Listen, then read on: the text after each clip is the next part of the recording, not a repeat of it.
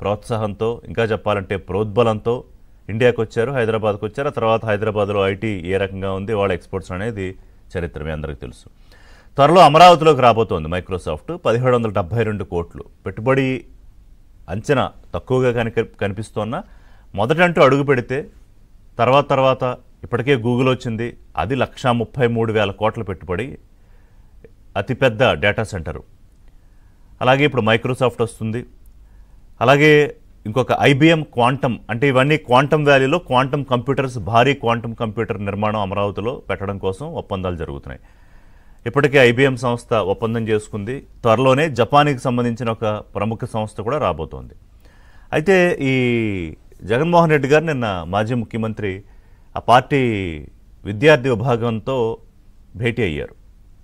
Youth అంటే రాజకీయాలకు పట్టుకొమ్మలు, ఇవాల్టి యువతే రేపటి భవిష్యత్తు రాజకీయ నాయకులు అని ఇప్పుడు కాదు, ఎప్పటి నుంచో చెప్పుకుంటున్న విషయమే. కానీ ఆ యూత్ ఎలా ఉండాలి ఏంటనేది వారేం చెప్పారు, ఎలా ఉన్నారు మాట్లాడదాం ఆ పార్టీ యూత్.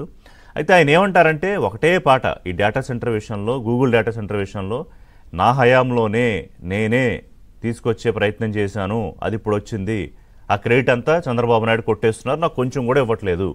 నేను ఇంతకుముందు చెప్పా టీడీపీ నాయకులకి, అరే కొంచెం ఇవ్వండి మీరు, ఆయనకి పాపం 1%, 0.5% ఆయన పదే అడుగుతున్నారు కదా అంటే వాళ్ళు వినట్లేదు. ఇవాళన్నా మరి ఏమంటారు చూద్దాం. సరే, ఈ కంపెనీలు ఇవన్నీ అప్పుడే వచ్చేసాయి అని చెప్తూ 40 లక్షల ఉద్యోగాలు నేను ఇచ్చేసాను అంటున్నారు ఆయన 5 ఏళ్లలో. 1-2 కాదు, 40 లక్షలు. అందులో ఆయన చెప్పే లెక్కలు ఏంటంటే సుమారుగా ఒక 6.10 లక్షలు, అంటే 6,10,000 ఉద్యోగాలు వివిధ విభాగాల్లో, ప్రభుత్వ విభాగాల్లో ఇస్తే ఎంఎస్ఎంఈలకు 33 లక్షలు ఇచ్చేసాను, అన్నీ కలిపి 40 లక్షలని. 40 లక్షల ఉద్యోగాలు ఆంధ్రప్రదేశ్లో వచ్చి ఉంటే ఇవాళ ఆంధ్రప్రదేశ్లో ఏ స్థాయిలో ఉండాలి? సరే, ఇక వారు చెప్పే సూక్తుల్లో మిగతా సూక్తులు ఏంటంటే అసలు విద్యార్థులు ఏ రకంగా, విద్యార్థి విభాగం రాజకీయాలను ఎలా చూడాలి, రాజకీయ నాయకులు అంటే ఎలా ఉండాలి, తులసి మొక్కల్లాగా ఉండాలి అని చెప్తున్నారు. తులసి మొక్కలంటే ఎవరు? జగన్మోహన్ రెడ్డి గారి దగ్గర మొదలుపెట్టి అవినాష్ రెడ్డి గారు, మిథున్ రెడ్డి గారు, జోగి రమేష్ గారు, అంబటి రాంబాబు గారు, రాజకసిరెడ్డి గారు, చెవిరెడ్డి భాస్కర్ రెడ్డి గారు, వీళ్ళందరూ నేను గారు అనే సంబోధిస్తున్నాను. ఎందుకంటే తులసి మొక్కలు వీళ్ళందరూ రాజకీయాల్లో. ఇంతకుముందు ఇదే విద్యార్థి విభాగంతో జగన్మోహన్ రెడ్డి గారు మాట్లాడుతూ ఏమన్నారంటే, నా ప్రేరణతో రాజకీయాల్లోకి వచ్చిన మిథున్ రెడ్డి, అవినాష్ రెడ్డి, ఆ రెడ్డి, ఈ రెడ్డి, సో బ్రహ్మాండంగా రాజకీయాలు చేస్తున్నారు, మీరు అదే ప్రేరణతో రండని. ద ఫన్నీ పార్ట్, ఈ ప్రేరణతో వచ్చిన వాళ్ళందరూ జైల్లో ఉన్నారు ఈరోజు, లేదా కొంతమంది కేసుల మీద ఉన్నారు, కొంతమంది త్వరలో జైలుకి వెళ్ళబోతున్నారు. కొడాలి నాని, వల్లభనేని వంశీ, ఇంకా చాలామంది. నాకు ఇప్పుడు ఆ పేర్లన్నీ చదివితే టైం సరిపోదు కాబట్టి కొన్ని పేర్లే చెప్తున్నాను. అంటే మనం ఎవరికి ఏమి సూక్తులు చెప్తున్నాము? ఇప్పుడు చాగంటి గారు ప్రవచనాలు చెప్తారు, గరికపాటి గారు ప్రవచనాలు చెప్తారు, ఇంకొకరు ఇంకోటి చెప్తారు, లేకపోతే ఇంకొక సూక్తులు చెప్తారు. అవి ఏంటంటే వాళ్ళు చెప్పే వాటిలో 90%, కనీసం 100లో 90-80% వాళ్ళు పాటిస్తూ మిగతా వాటిని పాటించండి అని చెప్తారు. మరి ఈయన సూక్తులు చెప్తే ఎలా ఉంటుంది? ఇప్పుడు రైతుల దగ్గరికి తుఫాను గురించి వెళ్తే అక్కడ అబద్ధాలు, అసత్యాలు, ప్రెస్ మీట్లు పెడితే అక్కడ అసత్యాలు, ఆఖరికి విద్యార్థి విభాగం అంటే వాళ్ళు స్కూల్కి వెళ్ళే పిల్లలేం కాదు, యూత్ వింగ్. అంటే తులసి మొక్కలు అంటే ఎలా ఉండాలి? నిన్న కాక మొన్న దొరికిపోయిన ఈ యూత్ వింగ్ లేకపోతే డ్రగ్స్ వింగ్ అని మనమే పేరు పెట్టాం. ఆ అధ్యక్షుడు కొండారెడ్డిలా ఉండాలా? లేకపోతే కత్తులు తిప్పేస్తూ రప్పా అలా ఉండాలా తులసి మొక్కలంటే? What is the definition? ఆయన దృష్టిలో రాజకీయాల్లో తులసి మొక్కల్లా ఉండడం అంటే ఏమిటి? అలాగే ఇంకా ఆయన ఏమంటారంటే, ఈ పిల్లలకి ఓట్లు ఉండవు కాబట్టి రాజకీయ పార్టీలు పట్టించుకోవు, నేనైతే అప్పట్లో బ్రహ్మాండంగా చేసేసానని. అంటే ఇప్పుడు మీరు చూడట్లేదా ప్రభుత్వ పాఠశాలలు, కార్పొరేట్ పాఠశాలకు ధీటుగా ఎలా విద్యామంత్రి తయారు చేస్తున్నారో లోకేష్? ఆయన వెళ్ళి అక్కడ కూర్చొని మాట్లాడారు కదా విద్యార్థులతో.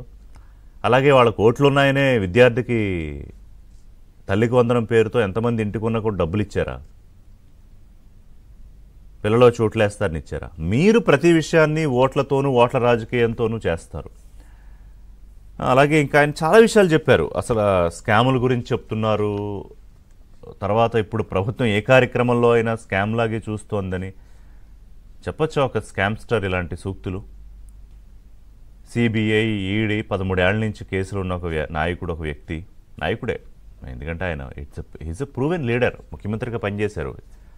ప్రస్తుతానికి ఒక పార్టీకి పక్షనేత శాసనసభకు వస్తే ఆయన రావట్లేదు, అది వేరే విషయం. ఇంకా ఆయన ఏమంటారంటే, ఆయన ఎంత భ్రమల్లో ఉంటారంటే, రాష్ట్రాన్ని నేనే అభివృద్ధి చేస్తే ఆ అభివృద్ధిలో క్రెడిట్ నాకు ఇవ్వట్లేదు, చంద్రబాబు నాయుడు కొట్టేస్తున్నారు.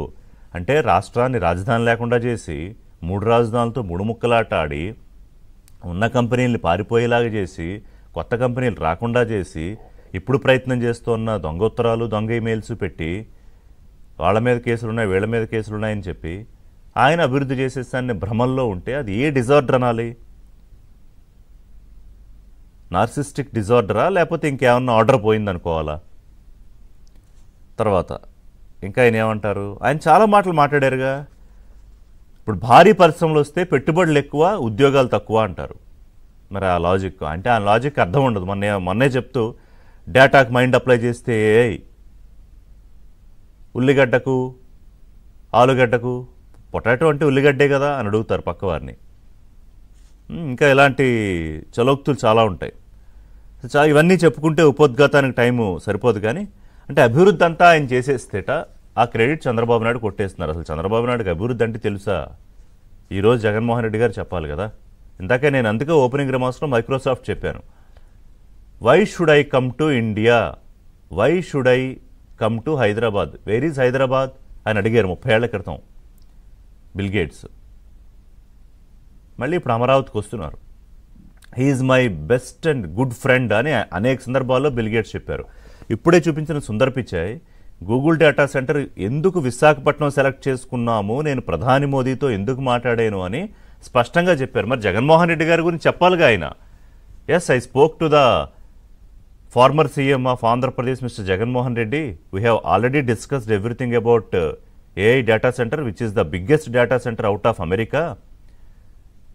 I was impressed with the ruling and governance of Mr. Jagan Mohan Reddy అని చెప్పలేదే సుందర్ పిచాయ్.